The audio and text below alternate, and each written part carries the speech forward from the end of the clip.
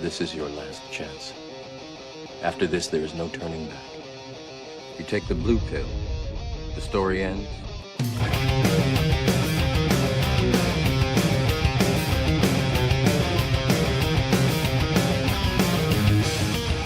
You take the red pill, you stay in Wonderland. You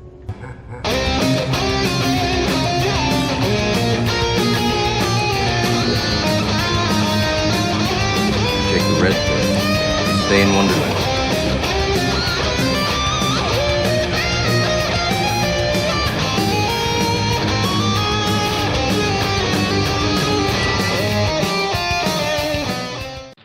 Hello YouTube, Bane666 here. So, I thought I'd do something unique that no one else on the internet has done, and that is review The Rise of Skywalker. I think I'm the first one to do it on the internet. That is, of course, if you exclude the thousands of other people. But I'm willing to do that, so I can be the first. Okay, so just a warning, if you haven't seen The Rise of Skywalker, there will be spoilers in this, and the review will make a hell of a lot more sense if you've actually seen the movie. I'm sure you can hunt down a copy somewhere. And I have to say, the short version of the review is, it's not a good movie. Now, it's not the worst movie I've ever seen. I don't even think it's the worst Star Wars movie, but it's not great. And it's definitely not the standard I want in a Star Wars movie. Now, my more detailed review is going to be a bit more complex, and having said that it's a terrible movie, I want to discuss why it's a terrible movie, and I can't totally blame J.J. Abrams.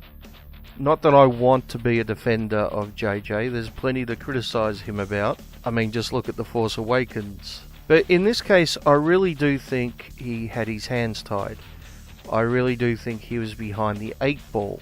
And all the blame, basically, or the vast majority of the blame, can be placed at the feet of Rian Johnson. The problem with The Force Awakens is it was just a rehash of A New Hope, which was a stupid fucking thing to do. A New Hope should never have been remade, especially with inferior characters. But the one interesting thing about The Force Awakens, apart from the stunning visuals and music and special effects and things like that, but as far as story goes, the one interesting thing was the mystery boxes. These captivated the audience. For the next 2 years, there were literally thousands of YouTube videos discussing who Rey's parents were. Everyone had an opinion on it. Same with who is Snoke, and why was Luke on the island, etc, etc. You have to give credit to JJ for sparking interest in what was going to come next. Now, there's criticism here as well, because I don't think JJ had answers to any of those questions, which was probably a mistake, as I think the trilogy should have been planned out a lot better, obviously. But Rian Johnson then came along and he took a shit in all those mystery boxes. Now, I have to say that I think Rian Johnson is the biggest troll in internet history. He spent hundreds of millions of dollars of Disney money just to troll the audience, just to say, fuck you, I'm going to piss off a lot of the audience. I'm going to make this movie controversial because I can. I have a theory that Rian Johnson was beaten up by Star Wars fans when he was a young boy, and he made it his life goal to get revenge. And effectively he succeeded, using hundreds of millions of dollars of someone else's money. You have to give him credit for being the world's biggest troll. That doesn't mean he's not a fucking asshole though. And all the mystery boxes that JJ set up, Rian Johnson destroyed. Who's Rey's parents? Doesn't matter. Who's Snoke? Doesn't matter. Why is Luke on the island? Because he's a fucking loser, of course. I mean, where do you go from there? Where do you go from where Rian Johnson left it? The big main villain was killed, the Resistance was destroyed, and anything that was set up previously had nowhere to go. And that's why I feel some sympathy for J.J. Abrams, because trying to then write a third movie after what Rian Johnson did is not an easy task. I mean, if Disney had have come to me and said, Bane, you know, we've secretly been watching your videos and and we really like you, and we'd like to pay you $1 million to write the third Star Wars movie in this trilogy, I would have said fuck yes, because I could use $1 million. And don't say that you wouldn't have said yes. I fucking know you would have, unless you're incredibly stupid or you already have $1 million. But I wouldn't have put my name to it. It would have been an Alan Smithy movie. I think most of you probably know what that means. And it wouldn't have been an easy job, especially considering you would have only had a couple of months to do it. That is, write the script, because you have 2 years to make the entire movie. That means building sets, that means shooting the footage and doing all the special effects and everything else that goes along with it. That takes a lot of time, so you don't have a long time to get the script right.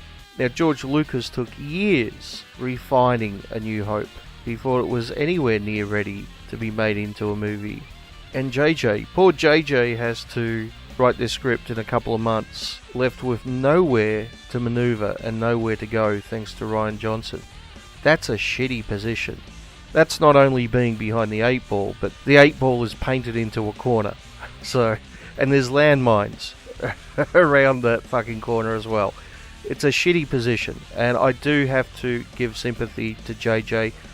And considering what a shitty position he was left in, I have to say he did a reasonable job. Now, let me clarify. I'm not saying it's a good movie. It's not. It is full of a lot of shit, which I'll go through in a fair amount of detail in a minute. But considering what he had to work with, he did a reasonable job. Okay, so let's look at one of the things that Rian Johnson did to fuck up the third movie and to really paint JJ into a corner, and why JJ had to bring Palpatine back. Now, I know a lot of people have criticised him for doing that, but I understand why he did it, and he really didn't have that much of a choice. When you have a story like this, which we saw in the original trilogy, where a evil character is going to be redeemed by the end of the third movie, you need another villain, and you need that villain to be bigger and badder. So, in the case of Return of the Jedi, we had the Emperor, Palpatine. By Palpatine threatening Luke, Vader's son, it gave Vader that final motivation to turn on Palpatine and to protect his son. So you needed that threat, you needed that other villain as motivation for Vader to turn, as well as for something for him to fight against and ultimately kill him, which was Vader's redemption. It wouldn't have worked if you didn't have Palpatine in that role. If it was just Vader and Luke, then there's no motivation for Vader to turn to the light side. Sure, you could say, well, maybe Luke just convinces him, but that doesn't have the same impact or same drama, nor does Vader have the same motivation. So you need another villain as motivation to play that role. And by Rian Johnson killing off Snoke in the second movie, the third movie was lacking that character. That is, if you want to redeem Kylo Ren, which I think was fairly certain that's where the trilogy was going to end up. Now, they could have gone in a completely different direction, but I don't think that was ever the plan. Not that they had much of a plan to begin with. So if you're J.J. Abrams and you suddenly don't have Snoke anymore because the asshole who came before you killed him off just because he could, just to troll the fucking fans like an absolute cunt, not concerned about completely fucking up and derailing the trilogy. If you're in that position now, if you're J.J. Abrams, what do? Because you need that villain, that threat, so Kylo has something to turn against, so he has motivation. Well, you could create a brand new character, but that's not really going to work. In the third movie, you have a lot of threads to tie up, a lot of loose ends to take care of, and you don't really have time to introduce a new character, and that really wouldn't have the same impact. For example, in the original trilogy, we hear about the Emperor in A New Hope, and then we see a hologram of him in Empire, and then finally we see him in the flesh in Return of the Jedi. So there's been a build-up, so he's been introduced early, we know who he is, there's a bit of mystery about him, but it's not a surprise when he turns up in the third movie. If the Emperor hadn't been mentioned at all in the first two movies of the trilogy, and then suddenly just popped up in Return of the Jedi, it would have confused the audience. They would have gone, who the fuck is this guy? Why is he Vader's boss? I thought Vader was in control. It wouldn't have worked. You can't introduce the main villain like that in the third. Now you can introduce minor villains, henchmen like General Grievous, for example, in the prequels, but not the overarching villain, not the main bad guy. So introducing someone new in the Rise of Skywalker would not have worked. It would have even been worse.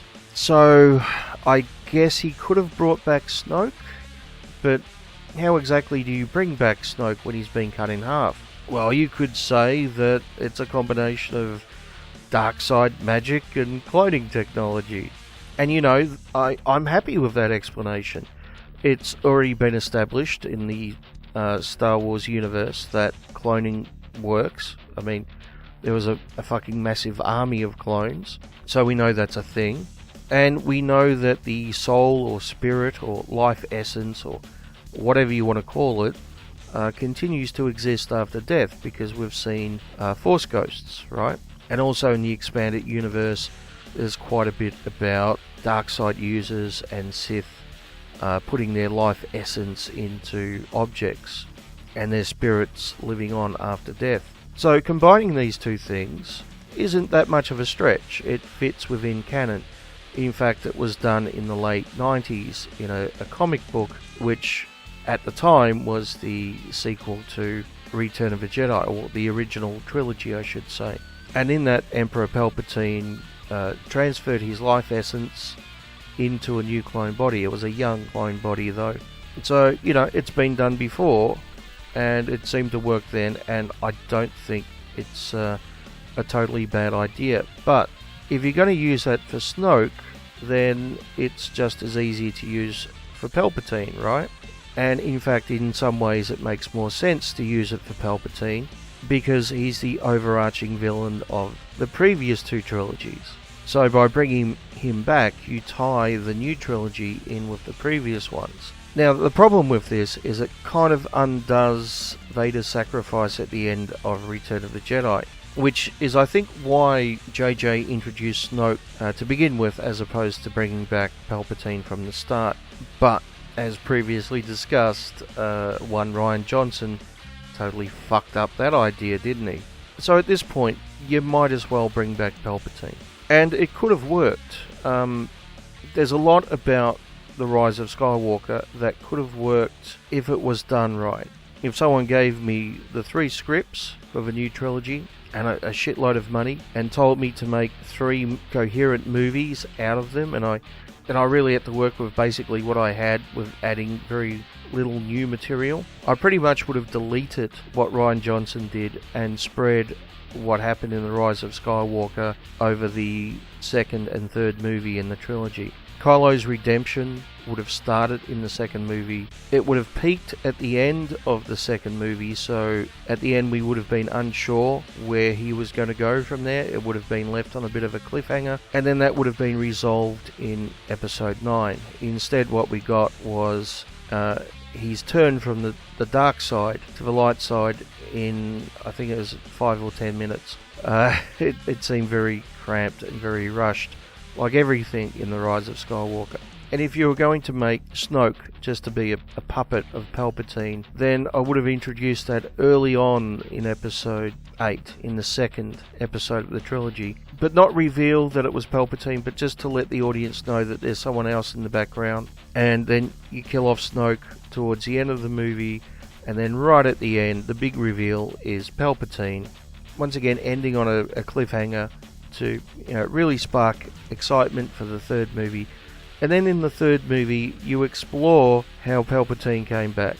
You give a proper explanation. You go into it in a bit more detail. I mean, it doesn't have to be the whole movie, but you could spend a bit of time exploring it, as opposed to the very weak explanation we got.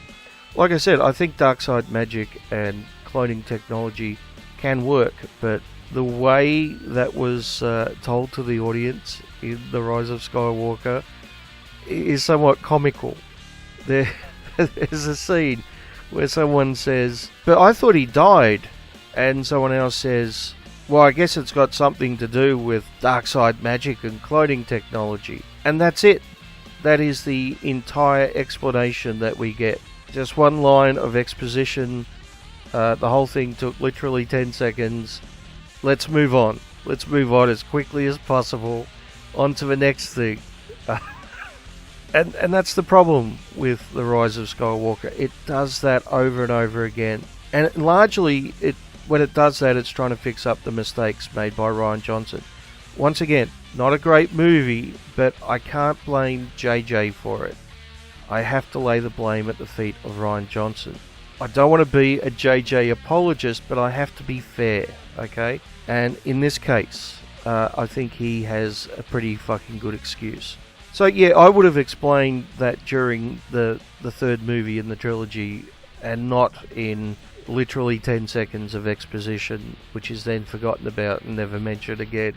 And I've seen some confusion about the Emperor coming back from other people who have reviewed The Rise of Skywalker. One reviewer said that they stuffed up because he didn't look like the Emperor at the end of Return of the Jedi. And that's true, he didn't. He didn't have the deformed head. But the reason for that is that deformity wasn't his normal look. It came from Force lightning being reflected back at him at the end of Revenge of the Sith. So if you're going to clone him, he wouldn't look deformed like that. He would look like he looked before that happened to him.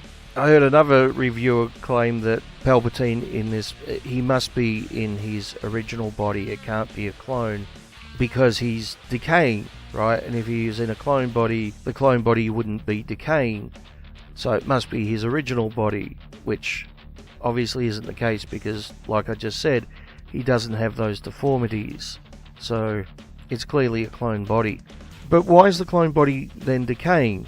Well, it's not explained because this movie has so much crammed into it that it really doesn't take the time to explain anything properly. And there's an easy way to explain it. All you have to say is it's dark side corruption or something, you know. Maybe he's gone through 50 clone bodies in the last 30 years. You know, we could have seen a great vault of cloned bodies of the Emperor. Maybe we could have seen him transfer his life essence into one of these bodies and then see it decay throughout the movie, right? Maybe, you know, they only last a month or something. Who knows, right? They could have explained that and it would have made it a lot more interesting, but there literally wasn't the time, and JJ just kind of, ignored it. So yeah, bringing the Emperor back might have worked if done correctly and if given enough room to really stretch its legs and for it to be explained and explored. Could have really been interesting, could have really gone into the dark side, could have explored the world he was on more. I mean, who were all the robed figures in the background? There is literally thousands of them. Who were they? I assume they were worshippers of the Sith. They clearly weren't Dark Lords of the Sith. Were the Jedi unaware of them? Have they always been on this planet, or did they go there? Were they called there by Palpatine? Who built all the new ships? Who's piloting all the new ships? Are they clones? Are they leftovers from the Empire? I mean, what's going on here? None of that is explained. It could have been explored. It could have been very interesting if written correctly. But JJ's attitude in this is just accept it and move on. And like I keep saying, not entirely his fault because of what he was left with. Although I do have some criticism of JJ as always, and this is something I've criticised him for in the past. He'll often have scenes in the movie just because they look good and not because they really make any sense or really add to the plot. Now, I love visuals in a movie. I mean, movies are obviously a visual medium. If you don't want a visual medium, read a book. It's much better, right? You can create all the images in your own head. But when you see a movie, you're going for a visual experience. So having eye candy is great, right? And I have to say, all the movies in the new trilogy look great for the most part. The special effects are amazing. The way it's directed, for the most part, is amazing. The use of sound and music and the whole thing is great visually. It's a great experience from a visual point of view. Their problem is plotting and characters, though, which are kind of the heart of any movie.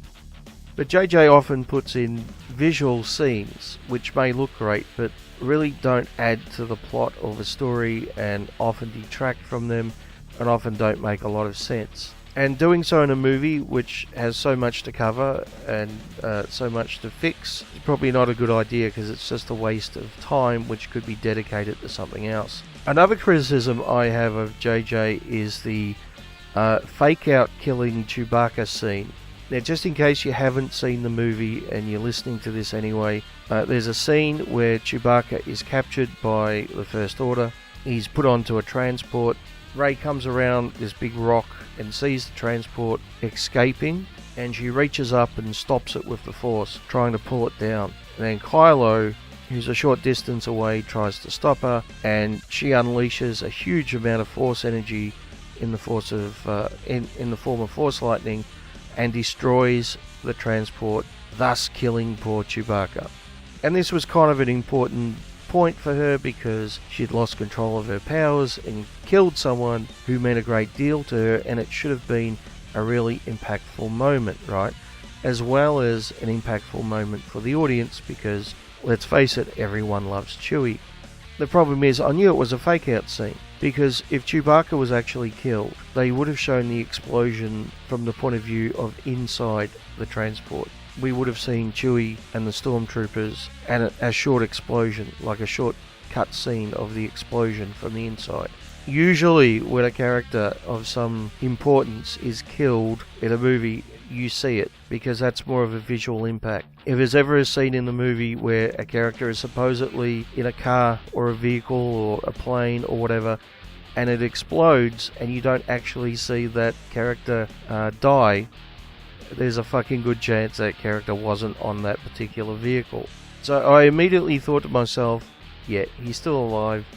And in some incredibly bad writing, it turns out he was on a different transport that no one saw, even though it was in open ground, and we should have been able to see it. It was apparently somewhere else, and no one noticed it. That's lucky. That's convenient for the plot. Yeah, that's what we call bad writing, and I can't really blame Rian Johnson for that one. That's entirely JJ's fault. I gotta say, the first half of this movie, I really liked Kylo Ren. I thought he was a lot better than in the two previous movies. He wasn't the angry emo that we've seen before. He actually started to feel like he had some menace to him, and he might have become a good villain, which is exactly what we should have seen in the second movie. But of course, we had to start his redemption arc. So he goes from being the most evil and the most menacing he's ever been in any of the three movies to suddenly realizing that the dark side's wrong. He fights Rey, he's beating her, he's distracted by Leia dying, and she stabs him with the lightsaber and then heals him, and then he has an hallucination of his father, and then he's suddenly good again. And all that happens in about 5 or 10 minutes. And I'm sorry, but it just feels cramped and rushed. And something like that could have worked if it was spread out and had room to stretch its legs and time to develop. No, just rush it, move on to the next thing. I can't really spend too much time on it. He's decided he's good now, and that's good enough. What's next? Move on. Speaking of Leia, the clips of Leia, I have to give a great deal of credit, but at the same time a great deal of criticism.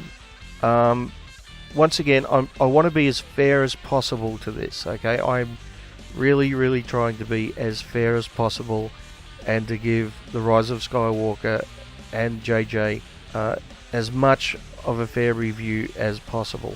So considering all they had to work with was some outtakes of Leia, I thought they did a fairly reasonable job. It could not have been easy with barely a handful of clips of unused footage, and trying to work around that in such a way as to somehow work her into the movie. Considering how hard that must have been, I thought it was reasonable. So in context of how difficult it must have been, it was a fair job. Having said that, it did really take me out of the movie. Now, some of it was pretty good. Some of the clips worked fine, but others didn't so much. Rey would say something to Leia, and she would answer with one or two words, and then it would cut back to Rey, and it just seemed awkward, especially considering Leia's tone was different than it should have been, considering the conversation. It just didn't flow right. Now, once again, they were behind the 8 ball, this time not because of Rian Johnson, but just because of circumstances.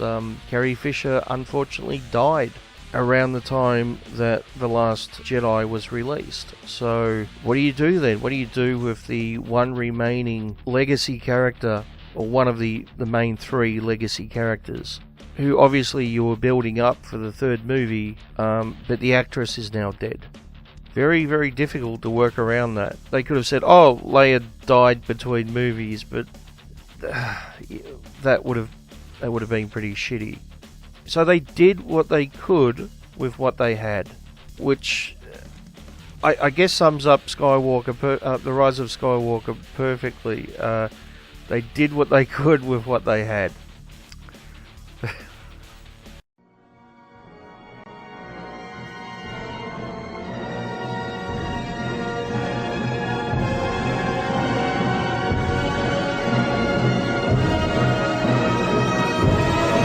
Let me see what else. I think I've covered most of the main points I want to talk about. I mean, there's a lot more in this movie. Maybe I'll talk about the other points sometime in the future, but I don't know if I really need to. I think I've covered the main things I wanted to cover.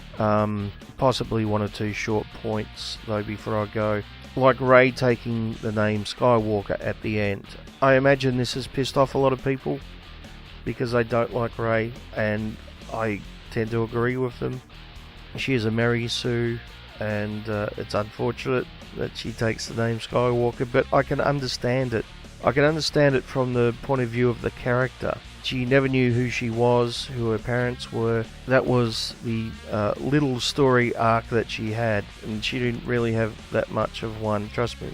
But trying to find out who she was, or where she came from, was her thing, and she finds out she's a Palpatine, which, you know, obviously wouldn't be good news for anyone unless you like the Sith and you're evil, in which case, you know, it's probably very good news. So I can understand her rejecting that name, and Luke and Leia were both her teachers. Well, was Luke really her teacher? That's up for debate, I guess, but you get my point. They were obviously more parental to her in the short time they knew her than the Emperor was. So I can understand her wanting to take their name to honour them, and also because of her connection to Kylo. So I get her taking the Skywalker name at the end, but I do also think it's a bit of an insult to fans of the original trilogy who love those characters but hate Rey. Okay, let me finish with one more thing, and that is Rey dying when she kills Palpatine, and then Kylo coming and healing her, and then Kylo dying. I would have done it differently. Now, I do have to give JJ credit for this because he actually did set up the healing scene earlier in the movie. One of my criticisms of The Force Awakens is he didn't set up Rey's powers. He could have easily set her up earlier on, giving us a little clue that maybe she has Force powers, and that way she wouldn't have been anywhere near as much of a Mary Sue. And in this he does that. She heals the giant snake slug creature, or whatever it is, and she says that she used some of her life force to do it, which really sets up later on when she heals Kylo and when he heals her and sacrifices his life. So there was setup and foreshadowing, and that was actually reasonable writing on behalf of JJ, unlike most of the rest of the movie. But I wouldn't have had Rey revived and Kylo dying. I would have let Rey die. I think her sacrifice would have meant more that way. I think it would have been more impactful, and the fact that she was revived cheapens it a bit. I also would have wanted Kylo to live with what he had done and, spent the rest of his life thinking about it and redeeming himself for it. Sure, you could say, well, he redeemed himself by saving Rey, but, she's only one person. He would have killed millions, probably. Can you really redeem yourself by saving one person after killing millions? I don't know. I think that's something that someone should have to live with and think about for the rest of their lives. But I do understand this is just a movie, and we want the happy ending at the end, don't we? Because that's so nice and predictable, and gives the audience warm fuzzies. Although in the theatre I was in, it's pretty clear most people were just bored.